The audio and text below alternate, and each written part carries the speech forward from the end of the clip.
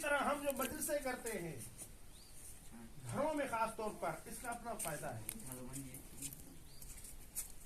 تقریباً 8-9 سال پہلے یہ سلسلہ ہم نے شروع کیا گھر گھر میں مجلس کا، کیونکہ ہمارے امام بارگاہ میں تو لوگ آتے ہیں، مجلس سنتے ہیں، لیکن جو محلے کے لوگ ہیں، مختلف محلوں کے لوگ، وہ لوگ نہیں آتے۔ لوگ تو نہیں، کم از کم بچے تو آئیں گے، کیونکہ یہاں پہ نفرت زیادہ ہے، اس لیے یہاں پہ زیادہ تر بڑے لوگ ہمارے مجلسوں میں نہیں آتے، لیکن بچے ضرور آتے ہیں۔ پھر وہ سبیل کی لالچ میں، یاس کی یا کسی طرح بھی وہ آتے ہیں اور اس کا بھی اثر ہوتا ہے اس میں۔ تو اس لیے ہم نے سوچا تھا کہ گھروں میں مجلس کی جائے۔